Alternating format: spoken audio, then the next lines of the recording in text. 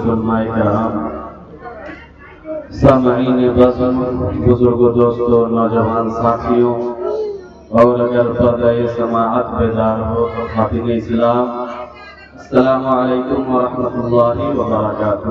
وعلیکم السلام ورحمۃ اللہ وبرکاتہ۔ الحمد للہ رب العالمین والعاقبۃ للمتقین، والصلاة والسلام على من كان نبيا وآدم بين الماء والطين وعلى آله وصحبه أجمعين، أما بعد، فأعوذ بالله من الشيطان الرجيم، بسم الله الرحمن الرحيم، قال الله تبارك وتعالى في القرآن المجيد، يا أيها الذين آمنوا اتقوا الله حق تقاته ولا تموتن إلا وأنتم مسلمون، صدق الله العظيم وبلغنا رسوله النبي الأمين المبين المبين الكريم، ونحن على ذلك لمن الشاهدين والشاكرين، والحمد لله رب العالمين۔ حضرات محترم، آئیے کچھ خاص و معروف سے پہلے ہم اور آپ مل کر اپنے مرکز عقیدت جناب احمد مجتبی محمد مصطفیٰ صلی اللہ تعالی علیہ وسلم کی مقدس بارگاہ میں اپنی غلامی کا ثبوت دیتے ہوئے پڑھیے باواز بلند درود شریف، اللہم صلی علی سیدنا شفیعنا مولانا محمد بارک وسلم، صلی علیہ الصلوۃ والسلام علیک یا رسول اللہ صلی اللہ تعالی علیہ وسلم۔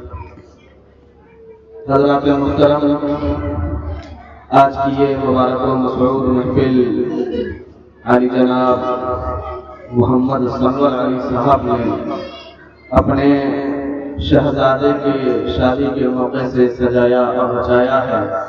اللہ رب العزت کی بارگاہ میں دعا کرتا ہوں کہ مولا کریم کل جو ہونے والی شادی ہے اس شادی کو شادی خانہ آبادی بنائے، شادی کی تمام تقریبات کو بحسن و خوبی سنت و شریعت کے مطابق پوری کرنے کی توفیق رفیق مرحمت فرمائے، اور اس بابرکت محفل کے صدقے میں شادی میں برکتوں کا نزول فرمائے، آمین ثم آمین بجاہ سید المرسلین۔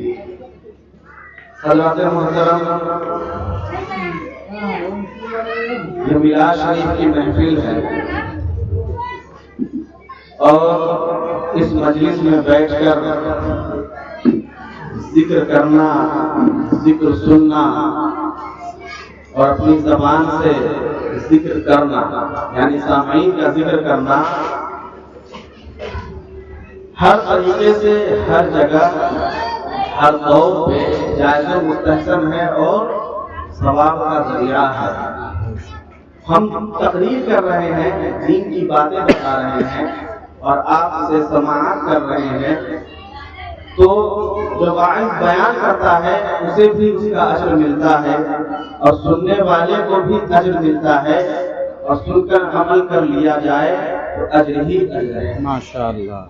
اس لیے جب محفل میں بیٹھے ہیں، یہ مبارک و مسعود محفل ہے، اللہ اور اس کے رسول کا ذکر اس محفل میں ہو رہا ہے، تو جہاں پہ آپ کو اچھا لگ جائے، جہاں پہ بات سمجھ میں آ جائے، سبحان اللہ الحمدللہ کا بھی کرتے رہنا چاہیے، کیونکہ الحمدللہ سبحان اللہ اللہ اکبر کا ذکر کرنا یہ ہمارے لیے بہت ہی فائدہ مند ہے۔ کتابوں میں آیا ہے ان الحسنات یذھبن السیئات، کہ بے شک نیکی کرنا گناہوں کو ختم کر دیتی ہے۔ تو جب ہم اپنی زبان سے سبحان اللہ الحمدللہ اللہ اکبر کا ورد کریں گے، تو جہاں ہمارے نامہ اعمال میں ثواب لکھا جائے گا، ہمارے نامہ اعمال سے گناہ بھی مٹائے جائیں گے اور ہمارے درجات بھی بلند کیے جائیں گے۔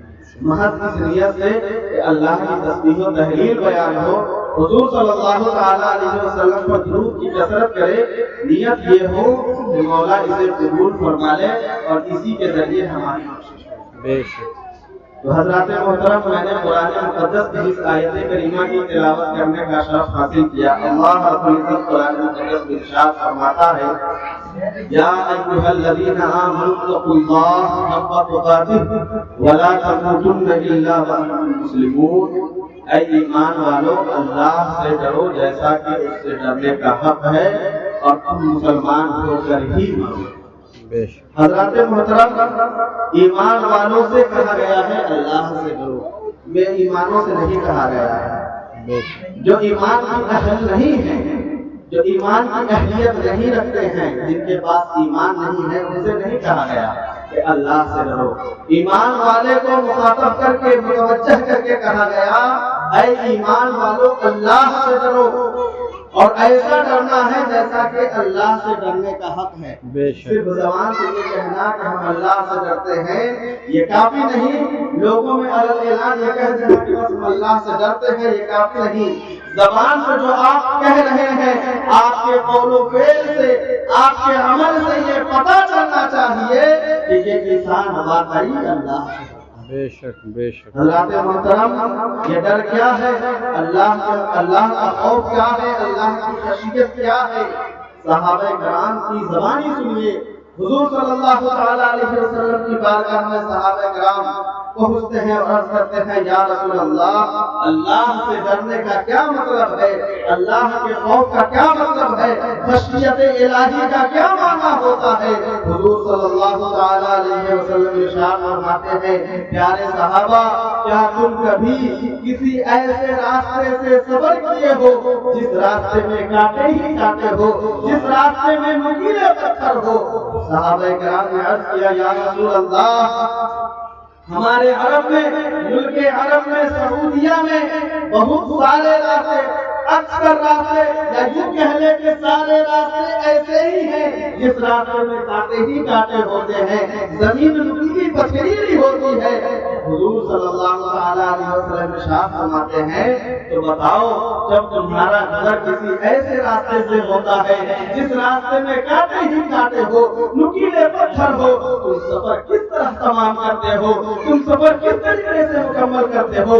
صحابہ کرام نے عرض کیا یا رسول اللہ، جب کبھی ہمارا گزر کسی ایسے راستے سے ہوتا ہے جس راستے میں کانٹے ہی کانٹے ہو، نکیلے پتھر ہو، تو کوشش یہ ہوتی ہے کہ ہمارا جسم کہیں کانٹے سے لگ کر لہو لہان نہ ہو جائے، میرا جسم نکیلے پتھر، میرا پیر نکیلے پتھر پہ پڑ کر کہیں پھٹ نہ جائے، زخم نہ کھا جائے اور پیر لہو لہان نہ ہو جائے۔ کوشش ہوتی ہے کہ اس راستے سے گزرنے میں اپنے جسم کے تمام اعضاء کو صحیح و سلامتی کے ساتھ باہر کی طرف لے کر نکل جائیں۔ میری یہی کوشش ہوتی ہے ایسے راستے سے جب ہمارا گزر ہوتا ہے۔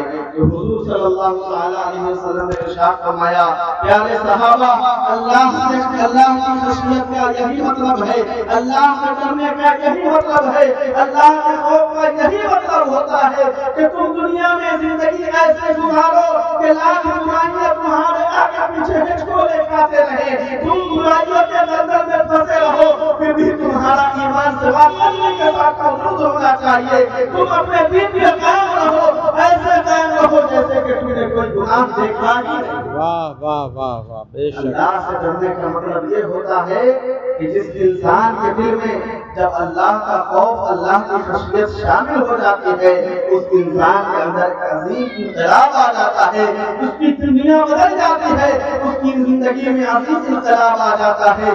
جس کے دل میں اللہ کا خوف ہوتا ہے وہ جھوٹ سے بچتا ہوا نظر آتا ہے، جس کے دل میں خوف خدا ہوتا ہے غیبت و چغلخوری سے دور ہوتا ہوا نظر آتا ہے، جس کے دل میں خوف خدا ہوتا ہے وہ دنیا کی تمام برائیوں سے اپنے آپ کو بچانے کی حد تک مقدور کوشش کرتا ہے، تب جا کر کہیں کہا جاتا ہے کہ فلاں انسان اللہ سے ڈرنے والا ہے، اللہ کی خشیت اس کے دل میں موجود ہے کہ وہ دنیا کی تمام رنگینیوں سے، دنیا کی تمام برائیوں سے اپنے آپ کو پاک صاف رکھتا ہے، بچنے کی کوشش کرتا ہے۔ حضرات محترم، ہماری کوشش بھی یہی ہونی چاہیے کہ دنیا میں زندگی گزارے تو ایسی زندگی گزارے کہ جب ہم دنیا سے چلے جائیں تو لوگ ہمارے اچھے نام سے اور اچھے کام کی وجہ سے یاد کریں، اس وجہ سے یاد نہ کریں فلاں انسان مرنے والا مر گیا، بہت برا انسان تھا، بہت ہی نہایت رذیل انسان تھا، معاشرے میں کوئی عزت نہیں تھی، کوئی وقار نہیں تھا۔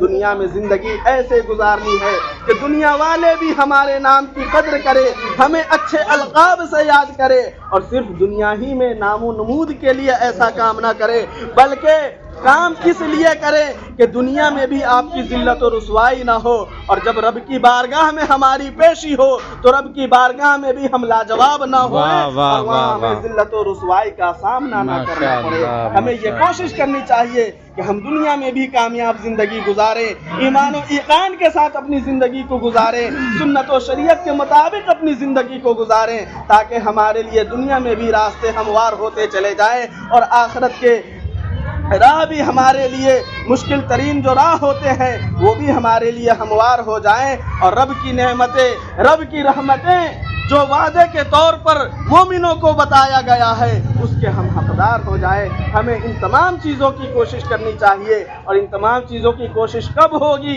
हम ये तमाम चीज़ कब कर पाएंगे, जब हम अल्लाह से सच्चे तौर पर डरेंगे। बेशक जब हक तक है। हमारे दिल में खौफ खुदा नहीं होगा हम कामयाब व कामरान नहीं होंगे। न हमारी इबादत में चाशनी होगी, न हमारे गुफ्तार में कोई लचक होगी, न हमारे किरदार से खुशबू आएगी। हर चीज़ के लिए हमें सिर्फ यही करना होगा कि सबसे पहले खौफ खुदा को अपने दिल में जगह देना होगा, तब जाकर हम कामयाब व कामरान हो सकेंगे। वाह, अल्लाह वाह, रब्बुल वाह, इज्जत वाह, की बारगाह में दुआ है कि हम तमाम मुसलमानों को इन कही हुई बातों पे अमल करने की तौफीक रफ़ीक मरहमत फरमाए, सुन्नत व शरीयत के मुताबिक ज़िंदगी गुजारने की तौफीक रफ़ीक मरहमत फरमाए। आमीन सुम्मा आमीन। बिजाह सय्यिदिल मुरसलीन व आखिरु दावाना अल्हम्दुलिल्लाहि रब्बिल आलमीन। अस्सलामु अलैकुम व रहमतुल्लाहि।